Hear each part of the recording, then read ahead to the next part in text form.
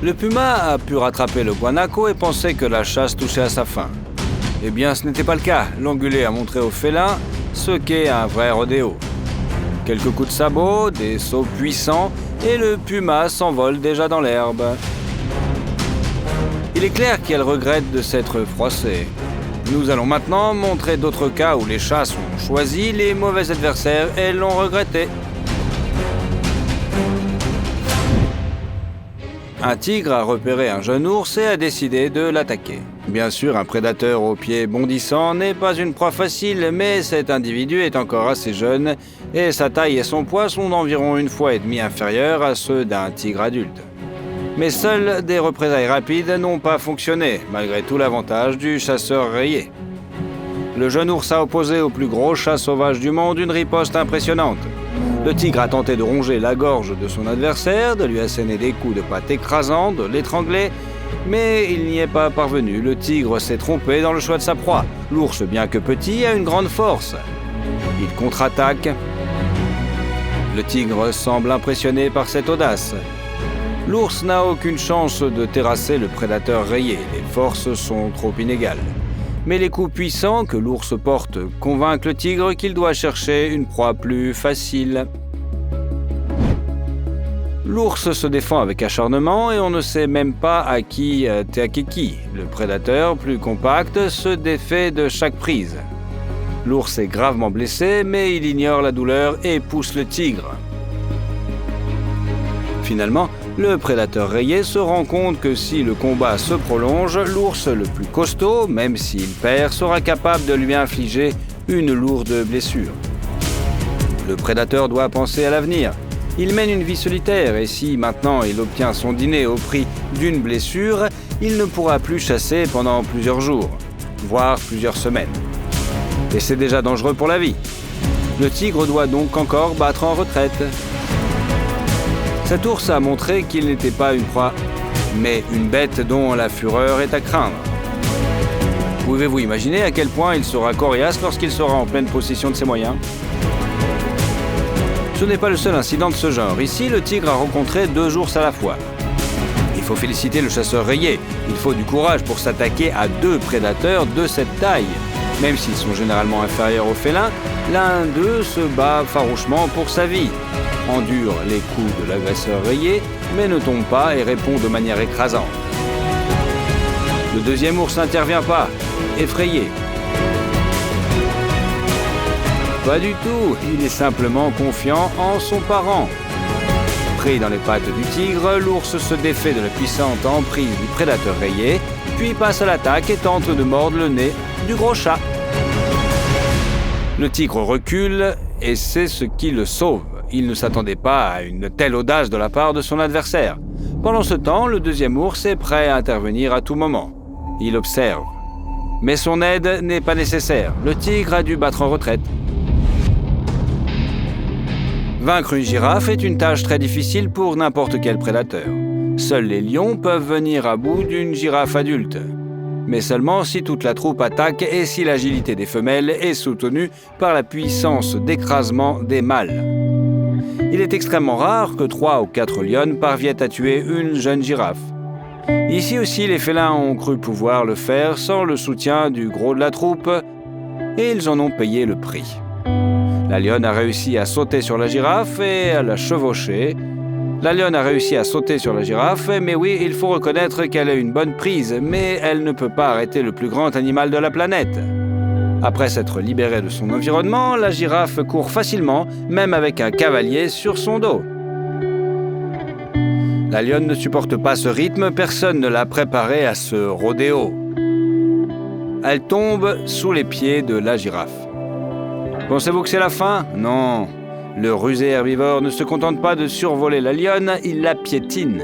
La girafe mélange littéralement la lionne à la poussière et piétine le prédateur. Heureusement, la lionne a survécu, mais elle se souviendra longtemps qu'il ne faut pas se frotter à une girafe. En fait, la lionne a eu de la chance que la girafe ne fasse que la piétiner. Un coup de pied volontaire de cet animal peut tout simplement briser le crâne d'un chat prédateur.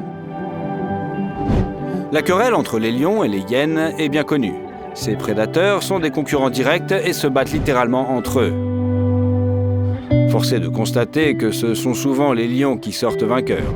Un seul mâle peut dominer 4 hyènes et disperser tout un groupe d'adversaires. Il arrive souvent qu'une meute de plus d'une douzaine de hyènes entoure 3 ou 4 lionnes après une chasse fructueuse.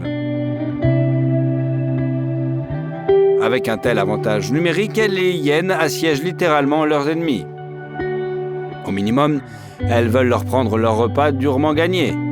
Au plus, elles veulent tuer les lionnes elles-mêmes. Et bien souvent, c'est l'apparition soudaine du mâle qui fait échouer ses plans. Le puissant lion se lance dans la bataille, frappe les hyènes par le flanc, les disperse et avec un peu de chance brise la nuque de la plus lente d'entre elles. D'ailleurs, à part les hyènes, le principal rival d'un lion est un autre mâle. Si tu veux en savoir plus sur la façon dont ils se battent et rivalisent, écris-le dans les commentaires. Ce Game of Thrones vaut la peine d'être regardé. Le problème avec les hyènes, c'est qu'un lion a besoin soit de la couverture d'un parent, soit d'une grande expérience du combat pour affronter sans crainte un grand nombre d'ennemis. Ce lion s'est manifestement laissé emporter et a surestimé sa force. Il pensait pouvoir repousser à lui seul une meute entière de hyènes agressives, mais c'était une grave erreur. Les hyènes ne sont pas inférieures aux panthères en termes de courage. Et le lion, pour son malheur, en est convaincu. Il attaque furieusement l'ennemi et dans un premier temps, il réussit. Les ennemis s'enfuient, tombent sous ses coups écrasants et gémissent de peur. Mais il s'agit d'un piège. Le lion est encerclé. Il n'a pas pu faire face à un seul ennemi. Dès que le roi des animaux a tué une hyène, il a été immédiatement attaqué par d'autres, par derrière, par les flancs, comme si elle venait de nulle part. Le lion ne pouvait donc en finir avec aucun de ses ennemis. Il s'est avéré que les hyènes sont douées pour se couvrir les unes les autres, distraire le prédateur et frapper des points douloureux. Il était impossible de supporter leurs morsures. La force des mâchoires d'une hyène est suffisante pour briser les os. Remarquez que le lion est la plupart du temps assis. Ce n'est pas parce qu'il est en état de choc et ses genoux ne tremblent pas. C'est simplement que les hyènes l'attaquent à son point le plus vulnérable, son aine. Le mâle ne s'attendait pas à une telle méchanceté. Pour sauver toutes les parties de son corps, il doit se mettre sur la défensive. Et ce n'est pas ainsi que l'on gagne un combat contre un adversaire numériquement supérieur. Regardez le désespoir dans les yeux du prédateur. Il devient si pitoyable quand on réalise que dans quelques minutes, les hyènes atteindront leur but et tueront leur ennemi le plus dangereux. Heureusement, le lion a pu être aidé par la troupe. Les rires effrayants des hyènes, les bruits de combat et les rugissements ont voyagé si loin que son frère les a entendus et est venu à la rescousse. Il a brisé l'anneau d'encerclement et a pu sauver notre héros. Ce genre de dénouement envers son frère est digne de votre like. Et même si cela semble épique et héroïque, il n'y a pas eu de triomphe. Le lion a attaqué, était épuisé. Les frères ont réussi à éloigner les hyènes car les lions pouvaient maintenant se couvrir mutuellement et auraient pu tuer toute la meute. Mais les lions n'étaient plus en mesure de les poursuivre. Les hyènes se sont retirées sans perte. Le lion, blessé, a appris une leçon douloureuse mais importante. Il ne combattra plus jamais seul un ennemi aussi dangereux. Il semblait aux lions que c'était le plus beau jour de leur vie. Le rhinocéros était coincé dans le marais et complètement impuissant. Il était probablement blessé lui aussi. Sinon, pourquoi aurait-il posé sa tête sur le sol comme ça? Ce cuirassé armé d'une énorme corne acérée, cette créature qui pèse environ 3 tonnes est habituellement invulnérable face au lion. Mais ici, c'est différent. Ils commencent à encercler leur proie, resserrant lentement l'anneau. Voyez comment les prédateurs inclinent la tête, affamés par leur proie. Mais ils ont mal interprété la situation. Le rhinocéros n'était pas coincé dans le marais. Il prenait juste un bain de boue et n'a même pas réalisé tout de suite pourquoi ces chats effrontés le regardaient comme s'il s'agissait d'un déjeuner. Il fait chaud, on a envie de se rafraîchir dans une eau bien fraîche. Et ces chats effrontés ont tout gâché. Lorsque les chats prédateurs se sont approchés suffisamment près, le rhinocéros est sorti de la boue sans la moindre effort pour donner une douloureuse leçon à ses hôtes. Les jeunes et inexpérimentés deux mâles et une femelle étaient tout simplement choqués. Alors qu'ils pensaient que le rhinocéros était blessé, il était prêt à les percuter avec sa terrible corne. Remarquez comme le rhinocéros est sorti de l'eau sans se presser. Il a ignoré la tentative du lion, le plus insolent, de grimper sur son dos. Il semble que le géant ait attiré les félins plus près de lui pour leur donner une leçon particulièrement spectaculaire. Puis il les a tout simplement dispersés dans différentes directions. Quelle meilleure façon de se réchauffer après un bain rafraîchissant. Le rhino s'amuse à poursuivre les lions et à leur donner l'impression d'être des chatons sans défense. Une leçon dont il devrait se souvenir, car la prochaine fois, il risque de ne pas pouvoir s'échapper. Le jaguar est l'un des prédateurs les plus dangereux et les plus résistants du Nouveau Monde. Il chasse les caïmans, attrape les anacondas dans l'eau et déchire les carapaces des tortues. Mais lorsque la panthère tachetée a rencontré cet animal à l'allure extraterrestre, elle a été quelque peu désorientée. Il faut admettre que le fourmilier a l'air plutôt exotique. Une trompe allongée avec une langue encore plus longue, une forme étrange du torse, des couleurs tachetées et une queue qui ressemble plus à un manche à balai. Il semble qu'une créature aussi étrange soit sans défense face au troisième plus grand félin du monde. Après tout, le fourmilier est un prédateur au profil étroit. Toute son attaque n'est adaptée qu'à la consommation de fourmis et de termites. Mais ces particularités lui ont conféré une sorte de super pouvoir. La confrontation constante avec les nombreux insectes qui défendent leurs repères a rendu la peau du fourmilier peu sensible. Et sa fourrure résistante s'est transformée en un véritable semblant d'armure. Les pattes avec lesquelles il déterre, ravage et détruit les termites sont aussi solides que les godets d'une petite pelleteuse. Elles sont armées de griffes recourbées en faucilles réunies en une seule lame d'une force écrasante. Et le fourmilier n'a pas peur de mettre cette arme redoutable en action. L'animal se dresse habilement sur ses pattes arrière et s'apprête à frapper par le haut, transperçant l'arrière de la tête, traumatisant le crâne, la colonne vertébrale et le corps de l'ennemi. Le fourmilier déterminé se révèle être une véritable brute qui n'a pas peur du jaguar, mais qui au contraire est le premier à attaquer pour effrayer l'ennemi. Lorsqu'une créature aussi étrange s'approche de toi, tu recules involontairement de quelques pas, n'est-ce pas? Qui sait ce que cette bête peut faire? Le jaguar a dû battre en retraite et chercher une proie plus facile. Un crocodile par exemple ou un cerf. Quant au fourmilier, il continuera à parcourir la jungle à la recherche de termites et de petites fourmis. Le tigre est le plus grand prédateur de la planète. Si l'on parle de force physique pure, il surpasse même le lion. Mais si vous pensez qu'un tigre ne peut craindre personne, vous vous trompez. Ce chat rayé est venu calmement au point d'eau. Il ne touche personne, il n'attaque personne, et pourtant, elle se sent en confiance. Sauf que sa compagnie n'est pas celle de l'éléphant indien, venu lui aussi s'abreuver.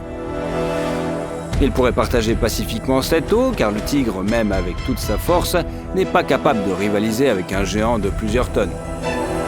Le tigre réagit calmement à l'apparition du géant, mais a sous-estimé l'agressivité de l'herbivore.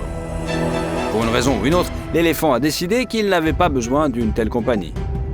Il a attaqué le tigre avec fureur, mais il a été chassé. Le tigre a dû s'enfuir. S'il avait hésité une seconde de plus, l'éléphant l'aurait tout simplement piétiné. Les lions sont de bons nageurs et peuvent traverser de petites étendues d'eau, mais traverser ce lac était une mauvaise erreur. Il abrite l'hippopotame, une créature territoriale et agressive qui pèse plus de 3 tonnes et qui a la force de faire couler les bateaux à moteur. Les 3 lions mâles constituent une force redoutable. Mais dans l'eau, sur le territoire d'un hippopotame en colère, ils sont comme des chatons mouillés. Les lions ne savaient pas à qui ils avaient affaire, mais ils ont reconnu la menace à temps. L'hippopotame nage délibérément vers eux pour les noyer, les écraser avec ses redoutables mâchoires qui contiennent des crocs aussi longs que votre bras. Les lions prennent la seule décision qui s'impose, ils se séparent, et l'hippopotame se balance entre eux pour attraper chacun d'entre eux. Cela ralentit un peu la bête qui ne parvient à attraper qu'un seul des frères. Une puissante traction et le lion n'esquive la prise de l'hippopotame qu'au tout dernier moment. Les crocs du géant éraflent la peau du lion, mais le félin parvient à s'échapper. L'hippopotame poursuit son attaque, mais le lion parvient à se déplacer sur le côté, évitant ainsi d'être pris dans les mâchoires de l'ennemi. La vie du chat est en jeu, les mâles sont effrayés, mais leur vitesse de réaction leur permet de résister au premier assaut. Il n'est pas question de résister. Sur Terre, 3 lions peuvent encore repousser un hippopotame adulte au péril de leur vie, mais dans l'eau, ils n'ont aucune chance de gagner. Ils ne peuvent simplement que s'échapper. Heureusement, les lions y parviennent. Ils sautent sur le rivage à toute vitesse et courent aussi vite et aussi loin que possible. Ils ne viendront plus jamais nager ici. Si vous pensez qu'un hippopotame est une proie facile sur Terre, vous vous trompez. Vous vous trompez autant que cette lionne qui a osé attaquer un hippopotame qui vaquait seul à ses occupations. D'un seul mouvement terrifiant, la tête entière de la lionne adulte se retrouve dans la gueule effrayante de l'hippo. Il a agité le chat comme une poupée de chiffon, l'a fait rouler sur le sol, puis l'a jeté comme un morceau de tissu inutile. La tête de la lionne a survécu, mais elle ne s'approchera plus jamais d'un ennemi aussi redoutable. Le tigre est le plus grand prédateur de la planète. Pesant plus d'un quart de tonne, ce prédateur possède une force immense et est capable de briser le cou d'un taureau. Que se passe-t-il si un tigre rencontre un énorme serpent sur un chemin étroit? Le chat lui arrachera-t-il la tête? Non, comme vous pouvez le constater, l'apparition du python a immédiatement fait changer le tigre d'avis. Tu es peut-être un prédateur coriace, mais un tel serpent ferait peur à n'importe qui. Penses-tu pouvoir dire que le serpent s'est défendu s'il n'a pas bougé du tout? Peut-être l'a-t-il repoussé par sa réputation. En tout cas, la réaction de la bête rayée face au serpent est éloquente. Même un énorme chat rayé n'oserait pas se frotter à ce géant sans pattes. Le guépard est le coureur le plus rapide de la planète, atteignant une vitesse d'environ 100 km/h. C'est presque 2 fois la vitesse d'un loup ou d'un lion. Mais pour pouvoir voler pratiquement au-dessus du sol à la poursuite de ses proies, le guépard a dû renoncer à sa puissante musculature. Il est très léger et flexible et donc vulnérable. Il doit éviter les combats avec d'autres prédateurs, car si le sprinter rayé est blessé, il ne peut pas atteindre sa vitesse maximale et rattraper les ongulés au pied rapide. Regardez comment ce guépard défend désespérément sa proie, mais est obligé de battre en retraite. Il n'y a qu'un seul adversaire, mais il est dangereux et féroce. Ne croyez pas que le chat tacheté soit un lâche. Le guépard n'a pas besoin de courage, mais même la victoire dans un combat avec un chacal ou une hyène peut lui être fatale. Après avoir vaincu un ennemi, mais avoir été blessé, le guépard sera condamné à une fin affamée. C'est pourquoi il doit constamment battre en retraite et s'enfuir lorsqu'il est attaqué par des concurrents. Vous pensez que c'est tout? Eh bien, il ne semble pas que ce soit le cas. Les guépards ne mangent pas non plus la charogne. Ainsi, si un concurrent lui prend sa nourriture, le guépard ne ramassera pas les restes et devra repartir à la chasse. Remarquez comment une hyène brune s'embarre de la proie de toute une famille de guépards. Avant même que les chasseurs n'aient eu le temps de reprendre leur souffle, ils sont attaqués. Il semble que les guépards aient été délibérément chassés. La hyène a repéré les guépards qui pénètrent sur son territoire, mais alors qu'elle aurait ignoré un autre grand félin, ce chasseur a été autorisé à attraper des proies sur son territoire. Comme vous pouvez le constater, la raison de son comportement n'est pas la noblesse, c'est simplement que les hyènes savaient qu'elles pouvaient facilement priver le guépard de son déjeuner légitime. Un léopard ou un lion devrait se battre, et les guépards battent en retraite. Elles ne savaient pas sur quelle terre elles faisaient affaire. Ici, un clan de hyènes s'est emparé du repas de plusieurs guépards qui venaient d'être capturés. Les hyènes n'ont pas l'avantage numérique, il y a aussi quelques guépards. Mais comme elles ne veulent pas se battre meute contre meute, elles battent en retraite. De plus, un guépard ne peut pas entraîner sa proie dans un arbre car ses griffes ne sont pas rétractées pour une meilleure adhérence au sol et ne donc pas aussi tranchantes que celles du léopard.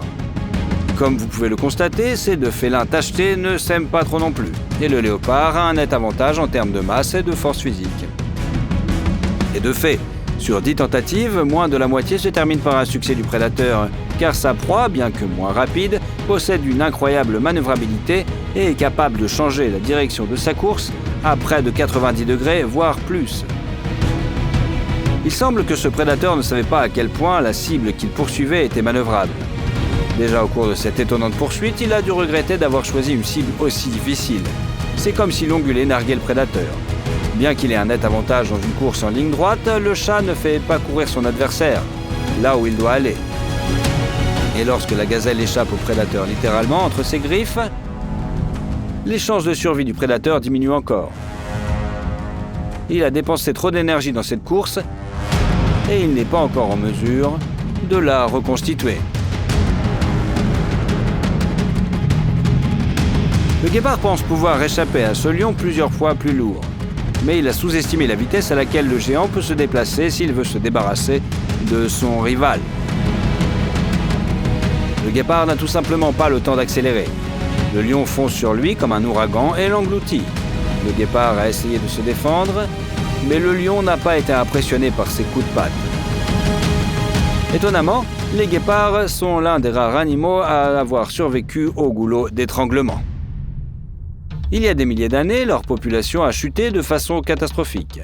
Et l'homme n'y est pour rien, contrairement à ce que l'on pourrait croire. Il y avait moins d'1 millier de guépards sur toute la planète. C'était une période critique, ils étaient à 2 doigts de l'extinction. Comme vous pouvez le constater, les parents éloignés n'ont fait qu'y contribuer. Le lion saisit brutalement la tête du guépard et la tire violemment. Les vertèbres cervicales se brisent. Ce schéma s'est répété en Afrique et en Asie où les lions vivaient aussi autrefois, bien avant la construction des pyramides égyptiennes. C'est pourquoi les guépards étaient si rares. Mais par miracle, ils se sont tirés d'affaire, leur nombre a augmenté et pourtant tous les guépards sont apparentés. Ils n'ont même pas de groupe sanguin. De tous les félins menacés, les guépards sont probablement les plus sympathiques. Que pensez-vous de ce chasseur? Partagez votre opinion dans les commentaires.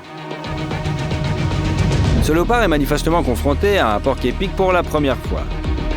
Les prédateurs expérimentés évitent de telles proies, mais le léopard a pensé qu'un hamster surdimensionné, avec d'étranges poils longs, ferait un excellent déjeuner. Le léopard n'avait pas encore découvert à qui il avait affaire. Au lieu d'essayer de s'échapper, le porc-épic fait quelque chose qui surprend et déroute le chat tacheté. Il attaque. Mais pas de la manière habituelle, sans l'aide de mâchoires ou de pattes.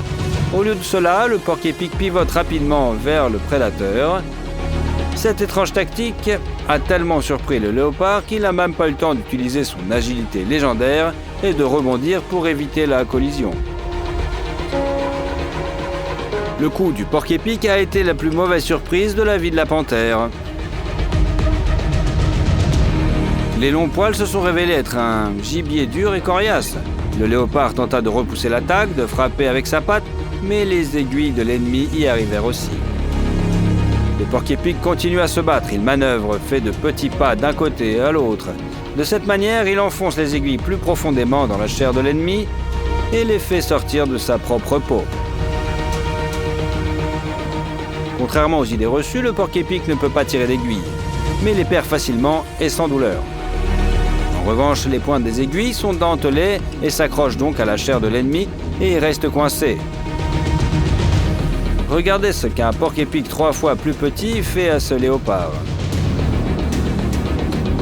Plus d'une douzaine d'aiguilles sortent de son corps. Et le porc-épic poursuit tranquillement ses activités. Le prédateur n'a pas supporté la douleur et a battu en retraite. La panthère est probablement condamnée. Elle ne peut pas retirer autant d'aiguilles. Sans pouce opposable, c'est extrêmement difficile. Les aiguilles resteront dans la chair, ce qui entraînera inévitablement une suppuration et un empoisonnement du sang. Le léopard ne dispose pas non plus d'antiseptiques ou d'antibiotiques. De plus, il sera affaibli par la famine. Ce léopard ne pourra pas chasser avec des aiguilles qui lui sortent des pattes et du museau. Les chances de survie de ce chat sont minimes. La seule chose qui pourrait le sauver est l'aide humaine. Seriez-vous intervenu ou auriez-vous laissé l'issue du combat en l'état? Répondez dans les commentaires. Quoi qu'il en soit, le léopard porc-épic ne sera plus jamais attaqué. Il survit, il se souviendra de cette leçon. Les buffles d'Afrique sont des proies très difficiles. Ces ongulés ont non seulement une force physique énorme, mais aussi une bravoure qui leur permet de donner une réponse impressionnante aux prédateurs. Cependant, les lions ne peuvent manquer l'occasion de chasser ces buffles. Ces herbivores, pesant jusqu'à 1 tonne, sont assez grands pour nourrir une troupe entière. Mais avec un peu de chance, un seul mâle peut tuer un petit et jeune buffle.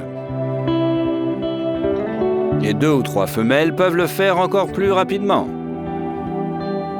C'est en tout cas ce que pensaient ces chasseurs lorsqu'ils ont rattrapé le mâle. Ils avaient tort, ils n'auraient pas dû sous-estimer ce taureau. Il leur a livré un combat si impressionnant que les lionnes ne l'oublieront jamais. Dans son combat contre elles, le taureau a utilisé tout son arsenal. Il frappait et poignardait les lionnes avec ses cornes, les lançait vers le haut, leur donnait des coups terribles avec ses sabots, essayant de les piétiner. D'habitude, les lionnes sont prêtes à affronter des adversaires aussi puissants. Mais ce à quoi personne ne les avait préparés, c'est que les taureaux aiment se débarrasser des leurs. Les lionnes se sont laissées emporter et n'ont pas remarqué qu'on les approchait par l'arrière. Résultat, le taureau a non seulement fait tomber le félin prédateur du dos de sa compagne, mais il a aussi fait s'envoler l'ennemi dans un vol vertigineux. Et les ongulés ne se sont pas arrêtés là, ils ont continué à se battre, voulant se débarrasser des ennemis qui osaient les attaquer. Les lionnes ont miraculeusement réussi à s'enfuir. En tant qu'animaux de meute, les lions sous-estiment étrangement l'efficacité avec laquelle les buffles peuvent coopérer et agir ensemble contre un ennemi commun. Ces lions se sentaient en sécurité sur leur territoire. Il y avait trop de prédateurs pour qu'ils se sentent menacés par les hyènes, et ils n'avaient certainement pas peur des carnivores solitaires. Les herbivores qui broutaient à proximité étaient simplement considérés comme un repas qui n'avait pas encore été attrapé. Et les félins ont manqué le moment où les buffles ont quitté l'herbe des yeux pour se jeter sur leur ennemi accro. Les lions se sont laissés encercler. Ils ne savaient pas à qui ils avaient affaire.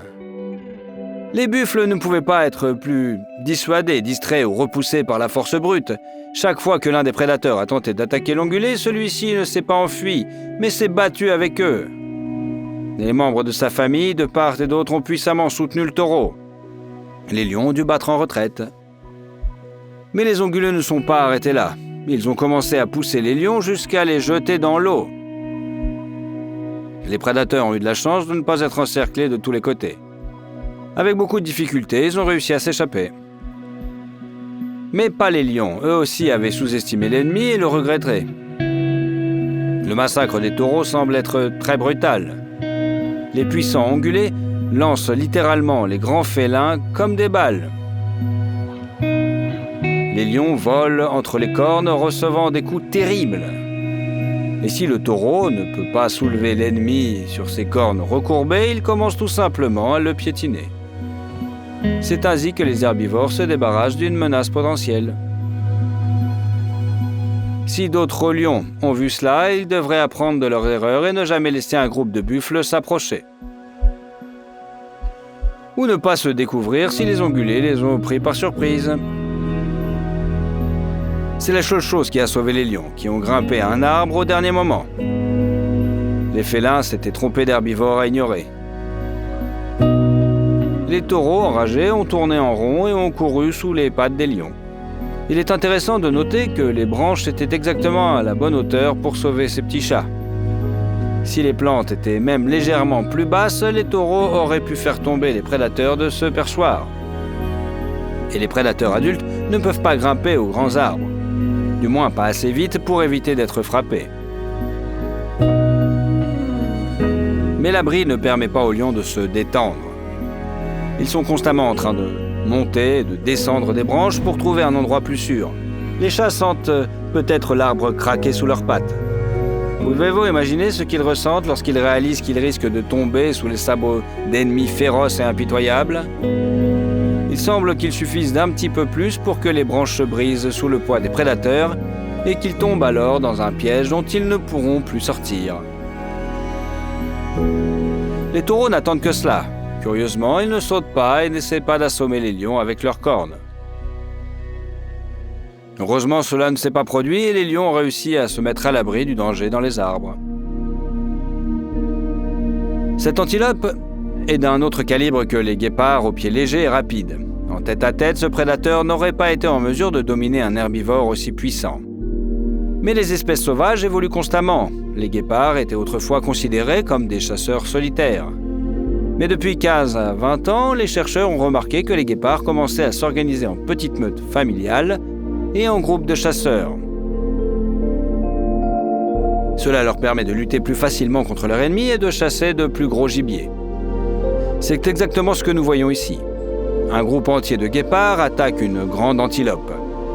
L'antilope ne peut pas se cacher de quelques chasseurs et ensemble, les guépards peuvent abattre l'ongulé, même si celui-ci a 3 fois plus de poids que l'antilope. Mais les guépards ne savent pas à qui ils ont affaire. Ils pensent que l'antilope va essayer de s'échapper et qu'il suffira alors de lui sauter à la gorge pour la tuer.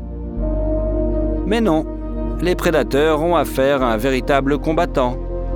L'ongulé n'a pas seulement donné du fil à retordre au guépard avec ses longues cornes, il a également été assez cool pour utiliser le paysage comme un avantage tactique.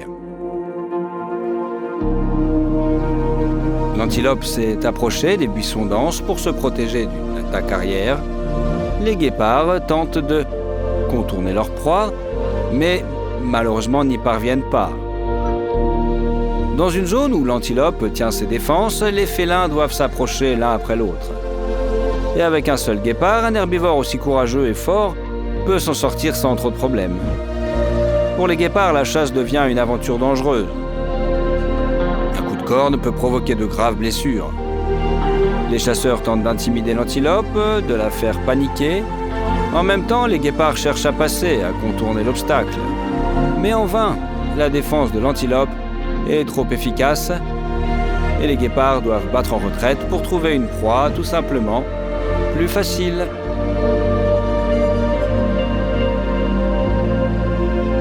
Formellement, le puma désigne les petits félins, mais uniquement en raison de la structure spécifique du crâne et des cordes vocales.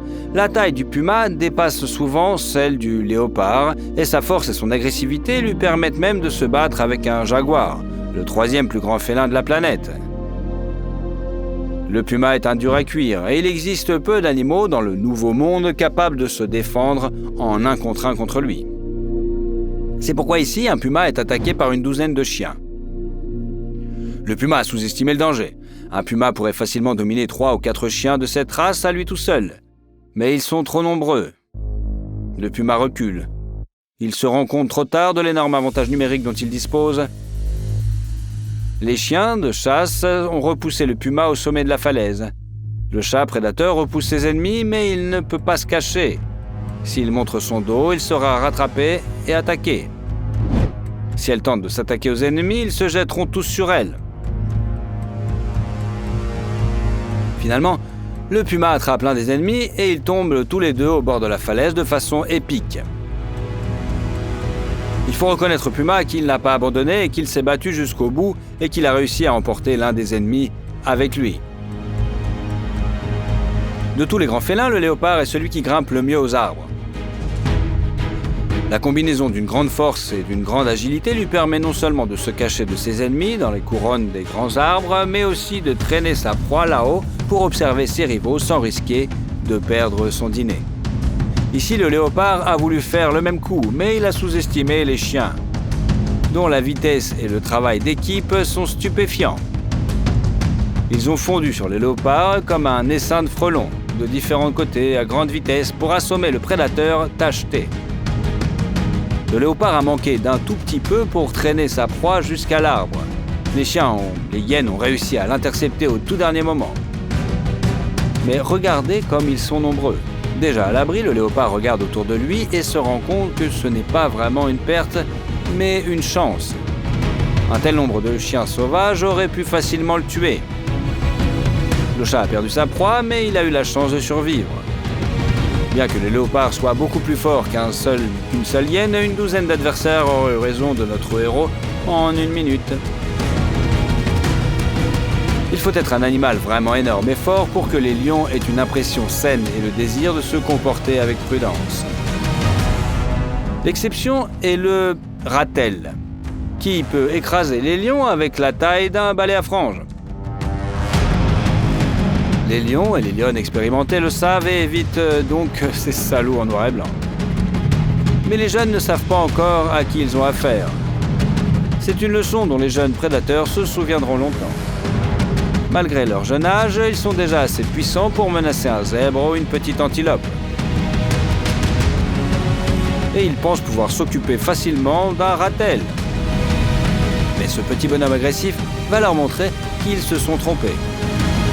Il ignore littéralement tous leurs coups. Les chats sauvages sont choqués. On dirait que le ratel n'est pas faite de pierre et qu'elle a la griffe et que le corps de sa victime s'envole. Mais comment le ratel se révèle-t-elle encore et encore, comme si elle ne ressentait aucune douleur ou blessure? Les gros chats ne savent pas que le ratel est un incroyable résistant, qu'elle a un seuil de douleur très élevé et que sa peau dure, presque impénétrable, recouverte d'une fourrure résistante, est très faiblement attachée aux muscles, de sorte qu'il est extrêmement difficile de griffer un tel ennemi et de le paralyser. Les pattes du ratel sont courtes mais très puissantes, car elles lui permettent de déchirer les repères des animaux souterrains, de creuser d'énormes terriers et de déployer les termites. Les coups de cet animal trapu sont d'une force inattendue. Mais le plus important, ce sont les morsures. Ce ratel ne mord pas pour l'achever, il mord pour tourmenter le lion. Le prédateur, petit mais insidieux, connaît les endroits sensibles et y frappe exactement. Il essaie d'enfoncer ses dents fines et pointes dans le museau, le nez, le cou, de déchirer les oreilles, de blesser les pattes au point qu'il est douloureux de s'y tenir debout. Mais le plus important, c'est la pression stupéfiante qu'elle exerce. Le ratel se déplace comme une petite tornade noire et prodigue des coups dans toutes les directions. Désormais, les lions auront peur de ce petit prédateur dont ils ne devraient pas s'approcher. Le ratel est-elle le seul petit animal capable d'écraser un lion? C'est exactement ce que pensait ce jeune prédateur. Il a repéré un petit animal, intrépide, qui rôdait autour de lui à la recherche de nourriture. Pour une raison ou une autre, cet animal n'avait absolument pas peur du lion, si bien que l'énorme prédateur se demandait déjà à ce moment-là « Mais pourquoi ?» Mais il n'y a pas de couleur noire et blanche, pas d'agressivité effrayante non plus. Il s'agit simplement d'un animal normal, calme, trop concentré sur la recherche de sa nourriture et n'a pas remarqué l'énorme prédateur. Il s'agit donc d'un casse-croûte? Non, et le lion en est immédiatement convaincu. Il s'agit d'une espèce de mangouste et ce sont des animaux très résistants. Il cherchait un cobra super venimeux pour lui arracher la tête. Si vous avez affaire à quelqu'un qui chasse des ennemis aussi dangereux, c'est une idée stupide que de lui chercher des noises. Les mangoustes sont généralement assez pacifiques et contrairement aux ratels, elles n'attaquent pas en premier. Mais si elles s'énervent, cela ne fera de mal à personne. Le lion tente de s'attaquer aux chasseurs de serpents, mais la réaction rapide comme l'éclair qui permet aux mangoustes d'esquiver les jets de serpents n'est pas plus efficace pour éviter les coups de patte lourdes du lion. Lorsque la lionne porte un coup de patte écrasant à la tête de sa victime, la mangouste se relève tout simplement et passe à une attaque frontale. Elle n'a pas tenu compte de cette mise à terre. Bien sûr, comme le ratel, la mangouste n'est pas immortelle et un lion peut la vaincre. Surtout si les prédateurs sont nombreux et que des femelles ou des mâles expérimentés s'y mettent sérieusement. Mais les prédateurs ne s'attendent pas à une résistance aussi désespérée de la part d'un petit animal. La mangouste réagit avec ses dents. Ce n'est peut-être pas mortel pour le chat, mais les mâchoires de l'ennemi sont très fortes et les dents sont petites et terriblement aiguisées. Elles sont comme des aiguilles qui s'enfoncent dans la chair du lion et lui montrent rapidement qu'il s'est trompé d'adversaire. Ils devront se souvenir qu'une petite bête n'est pas forcément sans défense. Une autre raison de ne pas se frotter aux mangoustes. L'ennemi de mon ennemi est mon ami, n'est-ce pas? Les mangoustes chassent ce que les lions ne peuvent pas faire, des serpents venimeux. Les chats, bien qu'ils ne soient pas spécialisés dans la lutte contre un ennemi aussi difficile, peuvent tout de même lui livrer un combat décent. Les chats domestiques s'occupent souvent des serpents qui se sont introduits sur leur territoire. Les petits chats sauvages se battent bien contre des serpents encore plus dangereux. Mais leur grande taille joue un tour cruel aux lions. Ils sont rapides et agiles, mais trop grands, de sorte qu'il n'est pas difficile pour les serpents venimeux d'entrer dans la patte d'une lionne et d'y planter ses crocs. C'est ce qui est arrivé à cette lionne, qui a eu affaire à un mamba noir pour son malheur. Le félin prédateur n'a manqué qu'un seul coup, mais c'était plus que suffisant pour que la puissante neurotoxine affecte son corps et entraîne des conséquences irréversibles. Des convulsions et des convulsions ont commencé. La lionne ne peut pas les arrêter, même si elle essaie. Elle souffre et ressent les symptômes d'un empoisonnement sévère. Ses proches l'observent, mais ne peuvent rien faire pour l'aider. La lionne a déjà du mal à respirer, elle lutte pour prendre chaque inspiration. Mais quelques minutes de plus, et le poison va complètement bloquer les muscles qui écartent les poumons lors de l'inhalation. La lionne suffoquera. Le mâle, avec sa grande taille et sa force, est tout aussi en danger, et un triste sort similaire l'attend si un serpent aussi venimeux l'atteint. En revanche, les membres de leur famille ne risquent rien. Le mamba noir s'est depuis longtemps éloigné en rampant après la morsure. Les membres survivants de la troupe se souviendront de ces serpents et s'en approcheront plus jamais. La super vitesse du guépard n'est pas la solution à tous les problèmes. Un chat peut toujours être piégé. Ici, le guépard vient d'arriver au point d'eau. Il est vigilant, il est prêt à s'enfuir en cas de menace. Mais le problème, c'est que le guépard regarde autour de lui alors qu'il devrait regarder l'eau. Une menace l'attend. Un énorme crocodile nage furtivement dans l'eau froide. Sa couleur et sa capacité à se déplacer sans perturber l'eau lui permettent de s'approcher au plus près de sa victime. Un lancer rapide comme l'éclair, et même le guépard n'a pas le temps d'esquiver. À cette distance et dans cette position, le chat n'avait aucune chance. Mais le guépard peut se libérer. Il se bat désespérément, saisissant la tête du crocodile avec ses pattes griffues. Mais entre les puissantes mâchoires du crocodile, le coureur tacheté semble impuissant. La différence de force est trop grande. C'est comme si le crocodile ne s'apercevait pas de la résistance et entraînait sans problème sa victime vers le fond. Quel est le cas qui vous a le plus impressionné? Celui où les grands félins se sont défendus avec acharnement? Répondez dans les commentaires et n'oubliez pas de vous abonner pour voir d'autres histoires épiques sur les animaux.